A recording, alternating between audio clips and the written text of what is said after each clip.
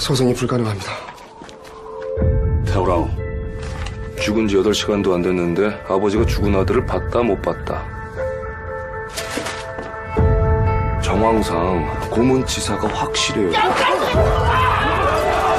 각하께서 심려가 크십니다. 조사관이 책상을 탁 치니 욱하고, 응? 왜 진짜 못해? 사실 확인 좀 합시다. 익사죠. 이번에 서울대생 고문하고 죽인 놈들이. 내 다 책임질게요.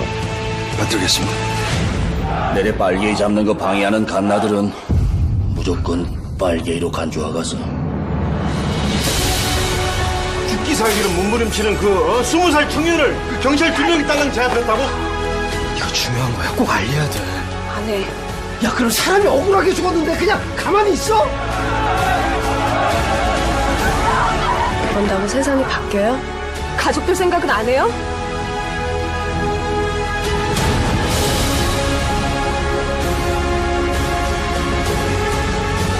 Aloha! This is Trinidad, the Island Man, your Island Man, coming to you live once again from beautiful Hawaii here on the island of Oahu, bringing you, yes you, the best movie reviews on the entire island of Oahu. And yes, it's Trinidad, the Island Man, your Island Man. And last night, Sunday night, over at the Pearl Ridge Mall, I saw a very enlightening, sad drama called 1987, When the Day Comes. And now this was a South Korean movie, foreign movie. And let me just go ahead and get into it. Remember our rating scale, Shaka thumbs up. It's good to see, I recommend it. Shaka thumbs down, it's junk. It's bad to see, I don't recommend it. And for 1987, When the Day Comes, it is a Shaka thumbs up all the way. Now, again, this was a South Korean foreign movie, subtitled from Korean with English subtitles. And it was a packed audience. Everyone enjoyed it. It brought many tears to most of the audience, along with myself included. And most of the audience was Korean. Now imagine that, a Korean movie, getting a lot of Koreans to go see it. And, as is usually the case, I get a couple of looks that, hey, what's this howly guy doing over there watching our movie? And well, that being said, I have to say, again, it is a Shaka thumbs up. And, this is not just a movie for Koreans. This is a movie for everyone. Now, as I said, it takes place in 1987, thus the title, when, despite myself having lived in Korea and worked in Korea for an entire year, from 2006 to 2007, I did not know that back in the 80s and even before that, I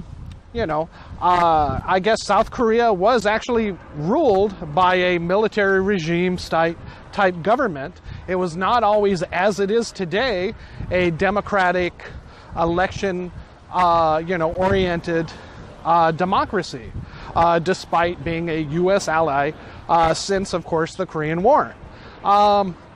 So this settles back at the very beginning of January 1987, where under this oppressive, at times, military regime, of the South Korean government, many student activists, even the press was oppressed from speaking their mind and telling the truth, or at least, reporting on the government, the police, military authorities, and of course politicians. And they're included in the standard police to serve and protect were anti-communist police, very similar to that of the Nazi SS, secret police, or even, unfortunately, during United States dark anti-communist time. You know, the McCarthyism,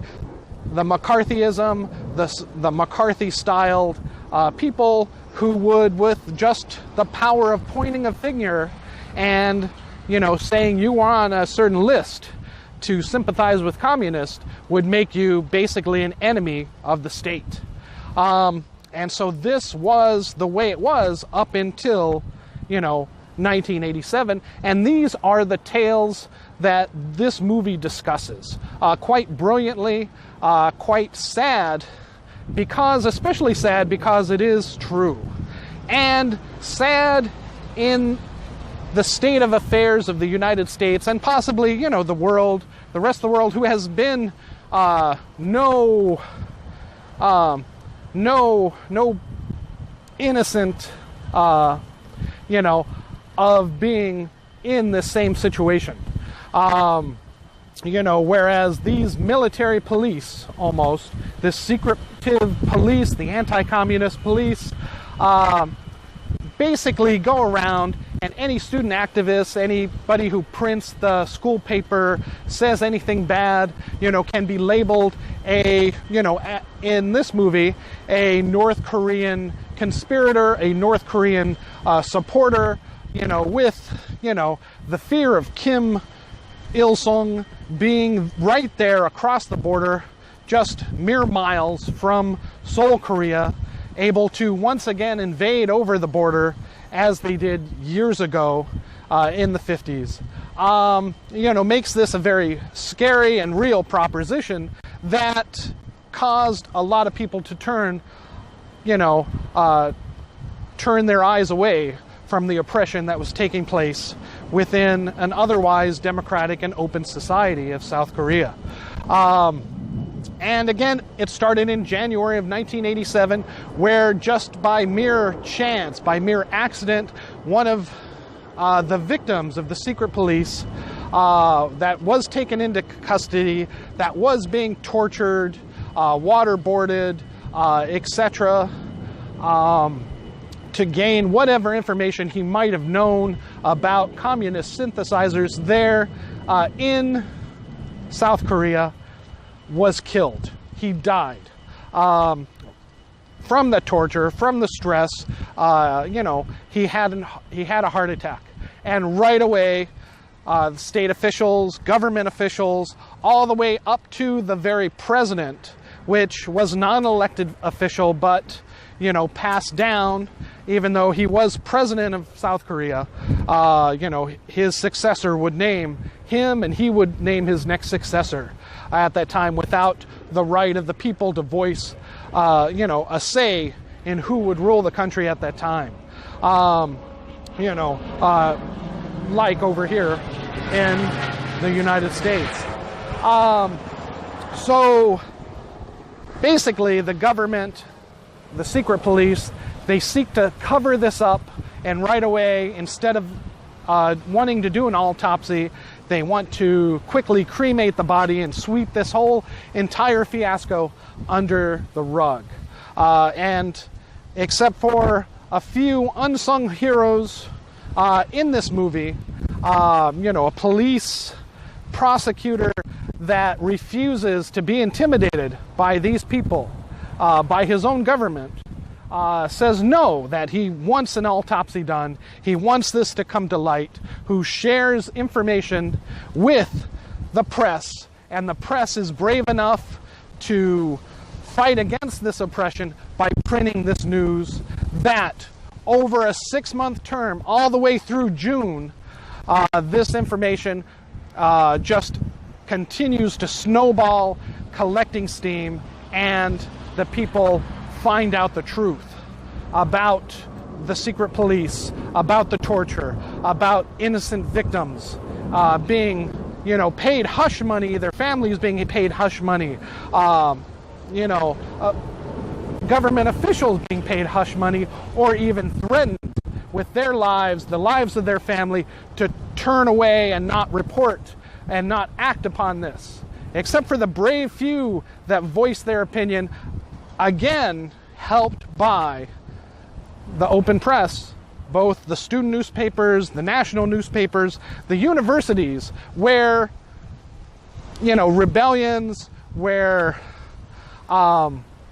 protests take place because it is knowledge that the public needs to know. The public has an insatiable desire to know.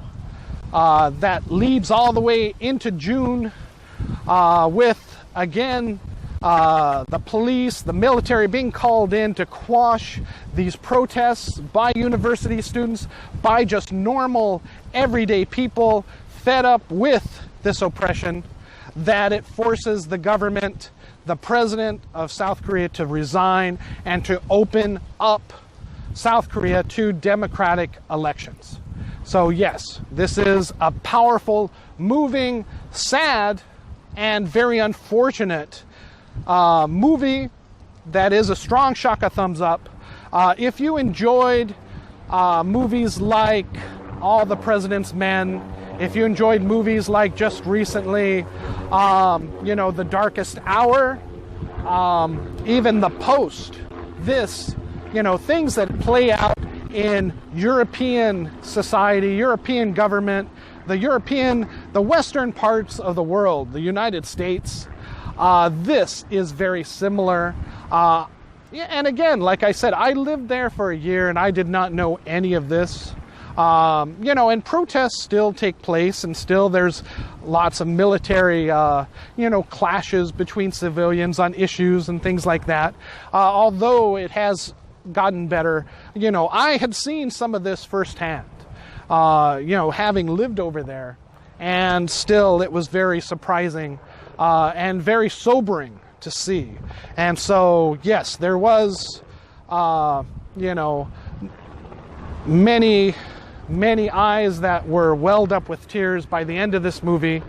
And if you're interested in at all history, world history, politics outside of the United States, but also what might, unfortunately, and still could take place here in the United States, especially in the times that we live here today, where censorship is ever looming.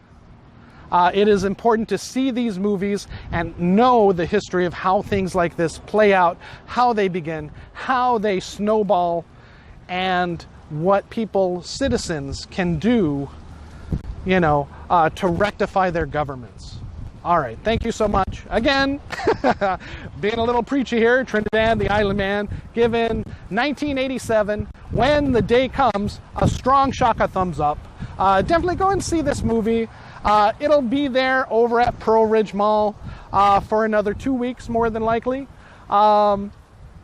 Unfortunately, I doubt it will go anywhere further. It is like one of the number one box offices in Korea at this time. But over here, of course, it didn't register on our box offices.